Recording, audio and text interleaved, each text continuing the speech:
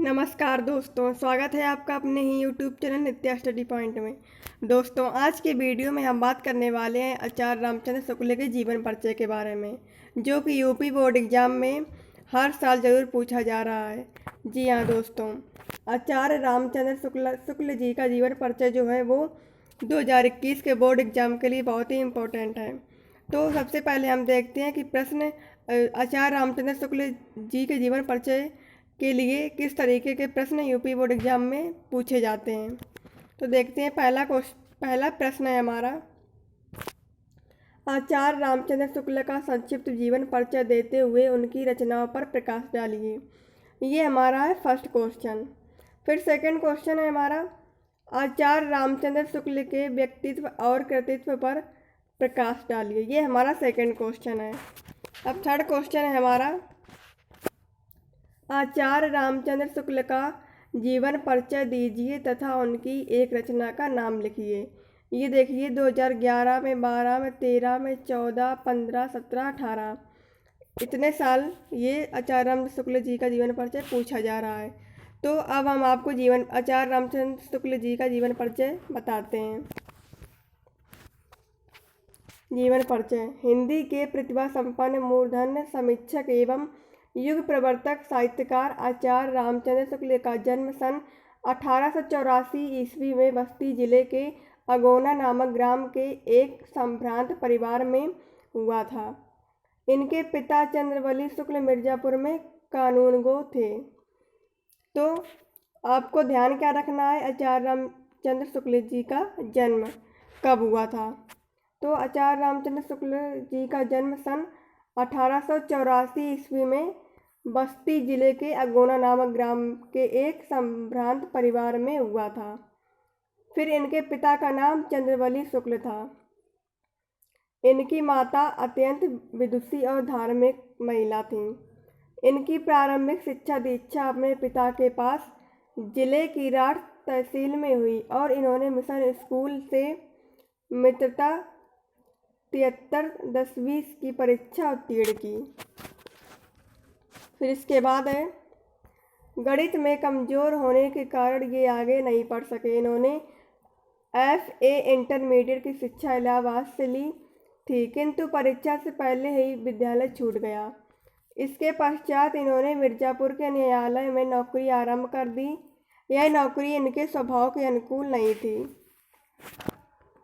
अतः ये मिर्ज़ापुर के मिशन स्कूल में चित्रकला के अध्यापक हो गए। अध्यापन का कार्य करते हुए इन्होंने अनेक कहानी, कविता, निबंध, नाटक आदि की रचना इन्होंने की। फिर इसके बाद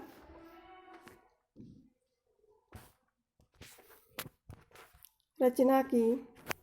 इनकी विद्वता से प्रभावित होकर इन्हें हिंदी शब्द सागर के संपादन कार्य में सहयोग के लिए श्याम सुंदर दास जी द्वारा काशी नागरी प्रचारणी सभा में ससम्मान बुलाया गया। इन्होंने 19 वर्ष तक काशी नागरी प्रचारणी पत्रिका का संपादन भी किया। ये देखिए, ये आपके लिए इम्पोर्टेंट लाइन है।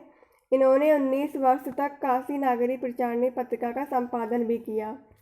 कुछ समय पश्चात इनकी नियुक्ति काशी हिंदू विश्वविद्यालय में हिंदी विभाग के प्राध्यापक के रूप में हो गई और श्याम सुंदर दास जी के अवकाश प्राप्त करने के बाद ये हिंदी विभाग के अध्यक्ष भी हो गए। फिर इसके बाद है, स्वाभिमानी और गंभीर प्रकृति का हिंदी का यह दिग्गज साहित्यकार सन 1941 ईस्वी में स्वर्गवासी हो गया। सन 1941 ईस्वी में इनका देहांत हो गया था। फिर देखते हैं इनकी रचनाएं कौन कौन सी हैं। इनकी रचनाएं हैं निबंध। पहला निबंध है इनका विचार भी थी। फिर आलोचना में है रस मीमांसा, त्रिवेणी और सूरदास। फिर संपादन में इन्होंने किस किस चीज़ का संपादन किया है। इन्होंने जायसी ग्रंथावली, तुलसी ग्रंथावली, भ्रमर गीत सार, हिंदी शब्द सागर, काशी नागरी प्रचारणी पत्रिका और आनंद कादम्बिनी का कुशल संपादन शुक्ल जी ने किया है। इसके अतिरिक्त शुक्ल जी ने कहानी 11 वर्ष का समय, काव्य रचना अभिमन्यु वध की रचना की तथा कुछ अन्य भाषाओं से हिंदी में अनुवाद भी किए। इनमें मेगस्थनीज का भारतवर्षीय विवरण, आदर्श जीवन, कल्याण का आनंद, विश्व प्रबंध, बुद्ध चरित काव्य आदि प्रमुख हैं। फिर इसके बाद देखते हैं साहित्य में स्थान।